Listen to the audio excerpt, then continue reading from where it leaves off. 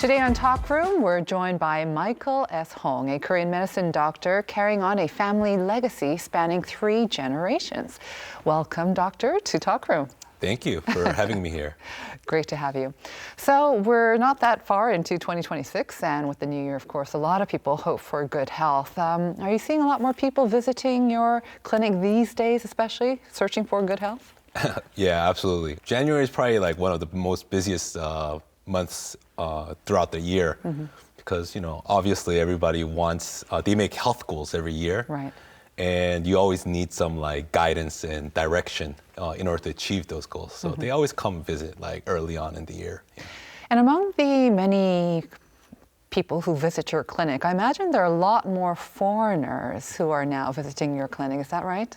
Yeah. So I think the Korean government said last year in 2025 that there was an 85% increase in the number of foreign medical patients. At my clinic, we actually saw way more than this. And past 2 years, we've been seeing like 200% increase every year. Wow. Yeah. So there's an overall increase in people or foreign visitors wanting to visit Korean hospitals, but you're seeing a particular bigger increase in Korean medicine sort of patients. Why do you think there's such a huge increase in people who are seeking out your help and also of other Korean medicine doctors? So I think foreigners in general have a high interest in like Korean medicine and other alternative holistic medicines because they know the limitations of conventional medicine. But the problem is that they don't really have too much access to licensed practitioners where they live. And the only way is to come visit Korea, but that's not an easy decision to make because the plane tickets can be quite expensive. And they kind of needed an excuse. But then like recently with like the rise of like Korean pop culture and KPop Demon Hunter, movies like that, it gave like the perfect excuse to come visit Korea. And so when they're visiting, they come visit Korean medical clinics to get themselves checked out while they're here. Right. KPop Demon Hunters has spurred an interest in many things Korean, and I know that Korean medicine is one of them because there's actually a particular character, right? A Korean medicine practitioner who comes out. So I have to ask you, how many times have you seen KPop Demon Hunters? I've only seen it once. Oh, and okay. I didn't know that there was a scene like that in there. I thought it was just about like killing demons or something. But then I was talking to some like Korean medicine colleagues, and I was telling them how like I've been seeing so many foreign patients these days, and they were like, "Have you seen K-pop Demon Hunter?" It's probably because of that, and that's when I watched it. Right. Yeah. So what did you think of the doctor? And he says, in order to heal a part, we must understand the whole. It feels very deep, and it also feels like maybe something that reflects the underlying philosophy of Korean medicine. What did you think of that character and what he kind of espoused in the movie? Well, they actually did. I think they did a pretty good job in capturing like what it's about. Understanding the whole is really important because when you understand the whole, you can understand whether a part is beneficial or harmful. Everyone thinks symptoms are all bad for you, and you have to get rid of all symptoms. Right. But when you look at the whole, certain symptoms can be beneficial and certain symptoms can be harmful. So kind of like if I give an easy example, let's say there's a runaway criminal running away from the cop, and the police is chasing the criminal. And when you look at just the cop car, you can say that this guy is breaking all the traffic rules because he's trying to catch the criminal. So when you look at only the cop car, it looks like it's doing a lot of bad things. But when you zoom out and look at the whole picture, you realize that the cop isn't doing anything wrong. He's just trying to fix the problem. So there are certain symptoms that are just there to ease the real problem. Yeah. So with a lot of foreigners now seeking out Korean medicine, it could still feel very new, fascinating, and just foreign, right? So let's start with maybe a definition of Korean medicine. How do you define it? So in the simplest terms, Korean medicine is a lifestyle medicine, meaning that what we're trying to do is change your lifestyle and change your behavior in order to treat the symptoms. But it's Korean medicine is a more advanced version than the one presented by Western medicine. Western medicine tries to use like indirect methods like coaching and education in order to kind of bring about change in your behavior and lifestyle. But Korean medicine is much more personalized, and we use direct methods to change your behavior through methods like pulse reading, acupuncture, and herbal medicine. So you mentioned pulse reading or pulse diagnosis. That must feel very foreign to a lot of people who are not familiar with it. So you're able to find out what's ailing the patient just by reading their pulse or just by putting your fingers on their pulse. Is that right? Mm-hmm. And there are many different ways of doing that too, though? Yeah, so the way I do it, everyone does it kind of slightly differently, but the way I do it is that I find the radial artery right below the base of the thumb and put my either my index finger or middle finger on top of it slightly. And what I do is I make like quantitative and qualitative assessments about how the pulse looks and feels. Some things that I might be looking for is like the speed, volume, positioning, tightness, and after I make those assessments, I can make a diagnosis on how you've been living your life and what you're doing wrong in your daily life that's causing your disease. And what is the response to this by foreign patients? Are they very much surprised that you get it right? Or it's very different from just using a stethoscope or different readings, right? It's very different. And not just foreigners, just even Korean people get very surprised at the results of it because through the reading, I can actually, I get a pretty good picture of how you're living your life. And I can tell you things that you haven't even told me about about what you're doing in your life, daily life, and some symptoms that you might be observing other than the ones you've told me already. So they're like, sometimes Korean people will be like, oh, you sound like a fortune teller or exactly. something. Imagine a little bit frightening or a little bit scary sometimes as well. Yeah. So based on that diagnosis or reading, you're able to prescribe then treatments. I guess the treatments would be also quite different as well, and they are quite holistic. What kind of treatments are there in Korean medicine? Are they very different from Western medicine? Yes. Korean medicine is lifestyle medicine. So pretty much all treatments can anything in your daily life can become a treatment, such as like just drinking cold water or hot water. But if you take a step back and just kind of categorize all of that, it comes down to 3 different types of treatments. The first one is pulse reading, where you find out what you're doing wrong. And then the second one is acupuncture, which kind of changes the way you focus on different parts of your mind. And then finally, the herbal medicine, which changes the way you eat.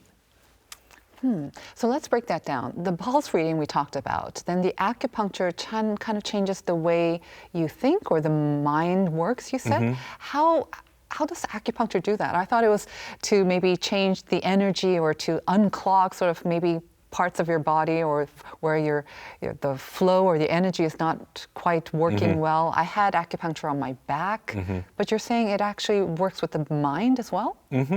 So a lot of people think it's like physical therapy because you're putting it in your body, right? But it's actually not physical therapy. We're not trying to stimulate the muscles. What we're trying to stimulate is the skin. And we put needles in on meridian points. So what meridians are is a map of the human mind. And when we do acupuncture, what we're trying to do is change the way you focus on different things in your mind. And so depending on where you put the needle, it changes the way you think, it changes the way you feel. So to give kind of an example, when you're kind of sad or tired, people pat you on the back and you kind of feel better, right? The reason is because when you tap someone on the back, it gives you that kind of reaction to it. When you touch different parts of your body, it creates different reactions. And when you do that, when you just kind of do that very intricately, you get like an acupuncture treatment system. I see. So in a way, are you saying that the skin and the way we sort of react to outside sort of maybe stimulation, it connects to the mind, and the mind is really where the treatment or any sort of self-healing begins? Would that be right? Yes. I see. So then you have acupuncture, and then you have also the herbal medicine, what actually people will intake, and that will help reverse some of the symptoms, I guess. So how do you come up with the herbal sort of concoction or the medicine for each person? It's very customized, right? It's not mass made by some big drug company. You customize it according to the patient and their condition. So the general idea behind herbal medicine is exactly like outdoor cooking. It's trying to prepare a picnic.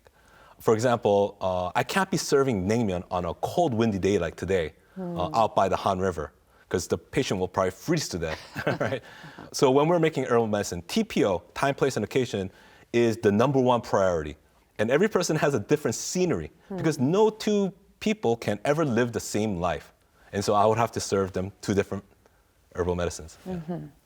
So when you describe it as preparing to cook for someone outdoors, eating outdoors, the environment, the external environment is kind of like the lifestyle choices that they make, maybe? Would that be a right comparison? Yes, that's the perfect comparison. And the food is the actual herbal medicine, of course. Exactly. So you have to make it according to there. What are the most surprising points that they say they get from your readings? Like, I'm curious about their reaction. What are they most surprised about? Is it the accuracy? What's the reaction? So they get most surprised when I kind of find certain events in their life that they forgot about, pretty much. That's been causing the problem. Because usually they forget about it. That's why it keeps causing a problem. You're talking about some sort of trauma, maybe, right? Physical or psychological trauma? It could be a physical or psychological trauma, but it could also be just like a night they just, like a period in their life where they just didn't take care of themselves. Like they've been like binge drinking or binge eating or something. Also like some sort of emotional trauma where they got like extremely mad or extremely scared for long periods of time, or. And that shows up in their pulse reading. Yeah. That's amazing. But even with speaking English, I imagine that explaining some of these terms or concepts in Korean medicine could be quite challenging at times. Actually, it's not that hard. It's actually quite easy because Korean medicine was written using intuitive analogies that come from our daily lives. So we use terms like, fire rises and like raindrops, things just that you experience every day. And it's much easier than what Western doctors have to explain when they're explaining how patients are sick, because they have to explain the biochemistry, and nobody understands the biochemistry. Korean medicine is actually very intuitive when you hear the explanation on why you're sick and what you're doing wrong. Yeah. Is it also easy to describe the herbal medicine? What goes into the herbal medicine? No, that's way more complex than describing the root cause of your disease. But I give examples that's comparable to the food. And so herbal medicine, its effectiveness comes from the taste and the smell. And so I kind of explained to them, that because they've been eating all those delicious foods, the balance is all off, and they haven't been eating enough like bitter or like foods taste that they don't like, and that's why they have to eat this bitter medicine. Yeah. But I've heard that it's gotten more drinkable. It's easier to take it, and also it comes in different forms that are maybe easier to take as well, like maybe tablet form or pill form. Is that right? Yeah, there's many different modalities of 한의학, but the most commonly used is tea form, because like I said, the taste and the smell is the medicine. And so that's the usual form we'll give it to the patients in. But some patients have a hard time taking it, so we'll make it into pill form or jelly form, different forms so that they can actually take it. Yeah. But the key idea is you do need a little bit of bitter medicine to balance out your body after you've been taking part in too much, indulging in too much sweet and delicious foods. Yeah. So aside from the diet and maybe also lifestyle guidance, in your practice, where do your patients tend to see the biggest maybe shift in how they think about their health? So the biggest shift comes when you find out what you're doing wrong. And it's because the things that you're doing wrong usually comes from something that you think you're doing really well. And so kind of to explain that, we live our lives making a lot of decisions. And usually we make these decisions thinking that we're right. And that's why we make that decision, right? But then we make mistakes.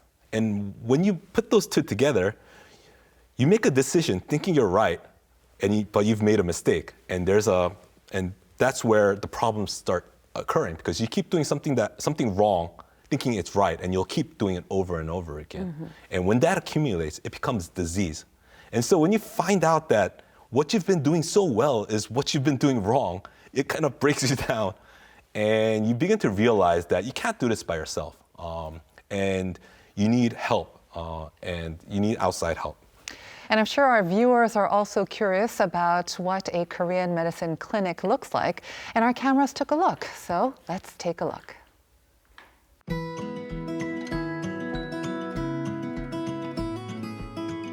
Welcome to my clinic.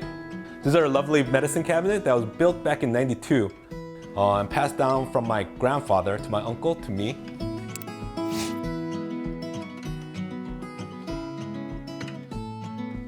We've been preserving it for 30 years and we still use it to make our medicine till this day.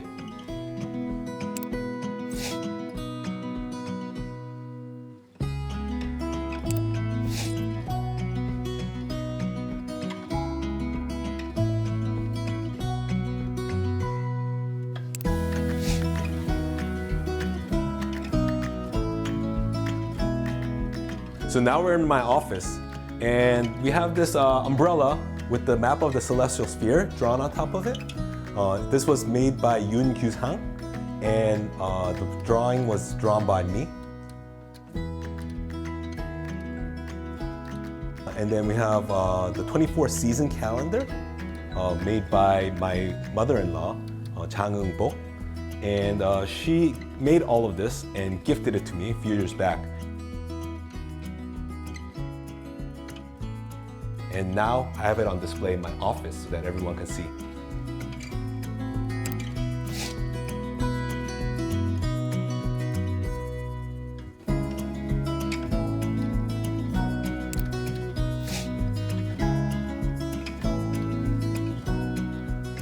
So now we have this calligraphy piece.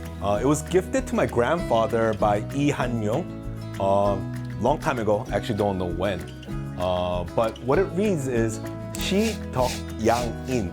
And what this means is add value to nourish mankind.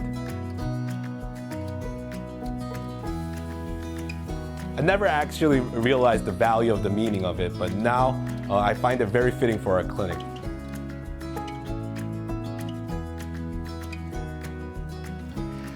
It's hard to miss that beautiful cabinet we saw at the opening of the video. You say you inherited from your grandfather. He was also a Korean medicine doctor. Yes, so I come from a family of Korean medical doctors, and I'm the third generation. And so I inherited a lot of heirlooms, and they're all on show in my clinic. But it seems like the cabinet is especially meaningful for you, and it's about more than 30 years old, but it looks brand new. You must have kept very good care of it. I think it aged really well, probably because it's holding a lot of valuable herbs. And, You still use it to hold a lot of the herbs? Yeah. That's amazing. You also had a beautiful umbrella that you said with celestial signs. Tell us about that, and then also the solar term calendar. Why are those items so important to you? Back in the day, when I was attending medical school, I drew the celestial map based on the 천상 분야 열차지도, which is celestial map inscribed on black stone, and it was built in the 14th century, and it's now on show in the Korean Palace Museum. And I've developed it over the years, and at one point I wanted to print it out and put it on my wall. So I asked my mother-in-law, who had a very large printer, and I sent her the files so that she could print it. And then 6 months later, she made that umbrella and that whole setup and gifted it to me when I moved into my new clinic in Itaewon. Yeah. Why do you have them in your clinic, though? I mean, in the celestial calendar as well. Does it have something to do with your practice or your Korean medicine? So, like I said, Korean medicine is all about TPO. And all problems arise when you're doing the wrong thing in the wrong time in the wrong place. And so Korean medicine doctors need to know the seasons really well.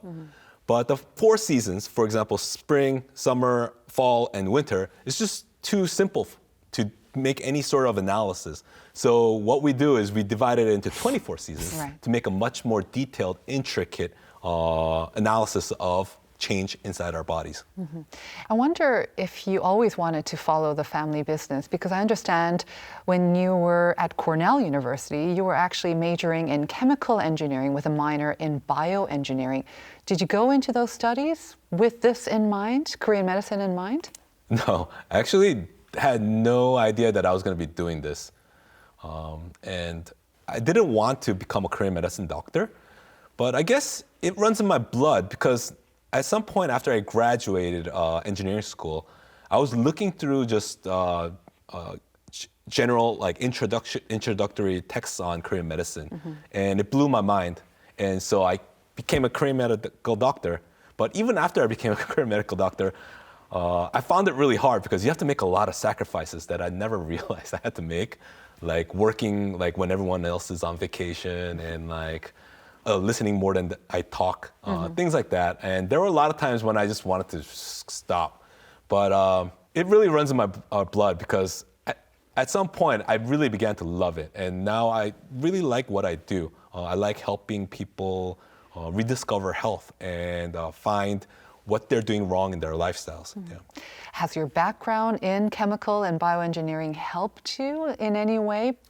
So Korean medicine is holistic, so you have to look at everything. So there isn't much that doesn't help you with Korean medicine.